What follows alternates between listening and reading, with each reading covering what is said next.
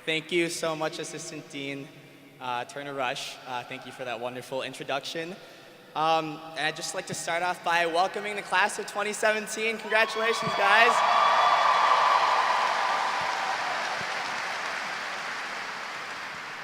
It is truly an honor to be speaking in front of all of you guys today. I'm glad and thoroughly impressed we were able to emerge from our beds after our final weekend celebration as undergrads and welcome friends, family, and all guests. It means the world to us that you're all here celebrating alongside us. Thank you, guys. Let's give them a round of applause.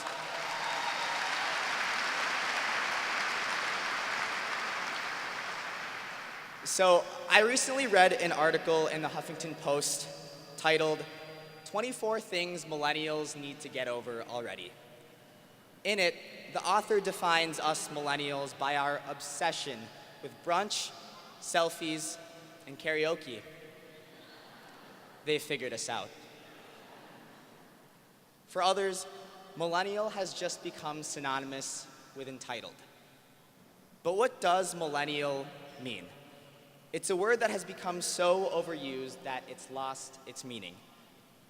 Almost as meaningless as the word synergy, the lyrics to a Chainsmokers song, and smart business casual. If anyone can please stand up and show me what that means, that would really help me sleep better at night. But in my past 4 years, you guys have given me a lot of pride in being part of the Carlson community and pride in being a millennial.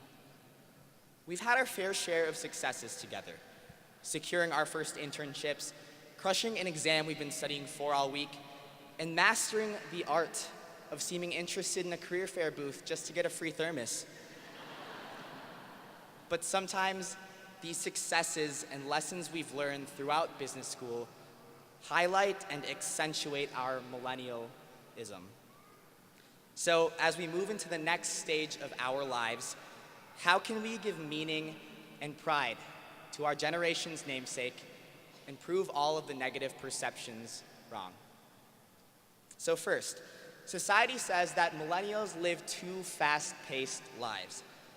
Being the good business kids we are, we create schedules to optimize our time and live and die by our Google Calendars. These ingrained traits of efficiency and schedule optimization are no doubt beneficial. And as we start our professional careers, it'll be easy to bounce from meeting to meeting, project to project, and even job to job, as if it's what we were always programmed to do.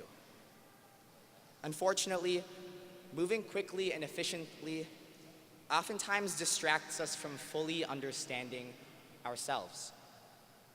If we don't take the time to slow down and think about what we've learned, how our experiences have shaped us and our values, we're at risk of going through the motions without ever really figuring out our paths and passions.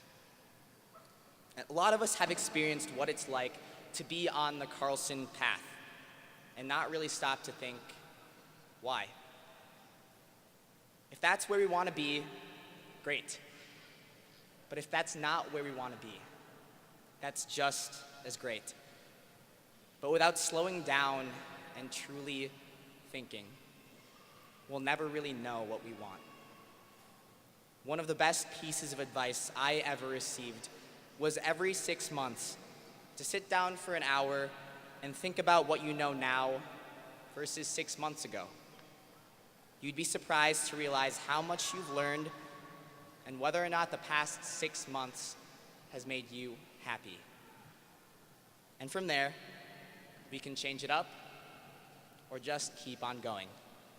So let's live slowly and reflect. Second, society says that millennials grew up constantly praised for everything, but appreciated nothing. While we're all smart and ambitious, it would be foolish to think we got here alone. Now, it may come as a surprise to you all, but within the first 2 weeks of freshman year, I went into the UBCC and got my resume reviewed and started my relationship with the incredible Carlson staff, who I credit with shaping a lot of who I am today. We all have our own career coaches, mentors, friends, and family that taught us how to be an adult. I had a lot of times when I questioned what I was capable of, my potential, and almost gave up on my goals because the change was scary. But my mentors guided me through it. They've taught me about the power of helping others and its lasting impacts. They've shown me that doing things on your own doesn't mean you're the smartest person in the room. And not asking for help doesn't mean you're the most talented. I think millennials have a huge problem with showing emotion towards anyone. Think about it. We all know the feeling of making sure we wait just as much time to text someone back before they text us back. We get a text in 10 minutes, well, I'll wait 15 just to show you I care just a little bit less.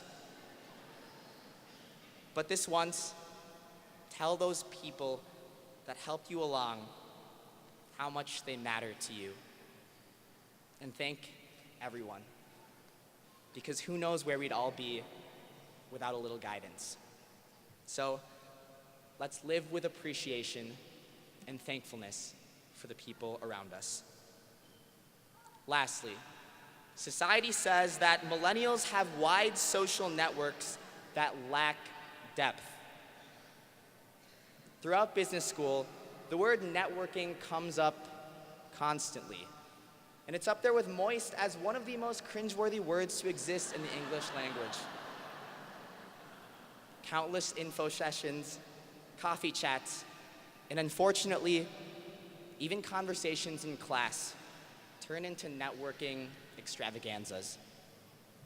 We all know how easily our interactions can turn into superficial conversations, serving to check a box. As future leaders in one of the most people-oriented fields, networking is guaranteed. But if we have a desire to be successful, strong leaders of organizations filled with people, we must have empathy. In doing so, we can not only work together more effectively, but do compassionate work purposefully.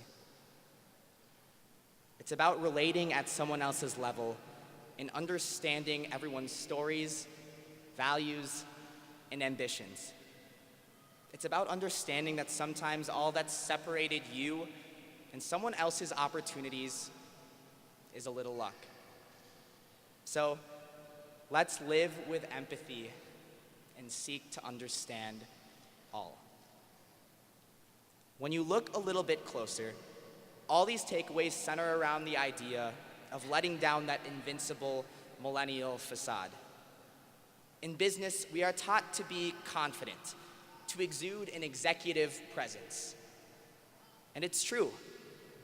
Being proud and confident can be extremely well-deserved and can take you far. But this idea of unwavering confidence downplays the power of vulnerability. It takes vulnerability to slow down and realize that maybe the path you're on may be the wrong one.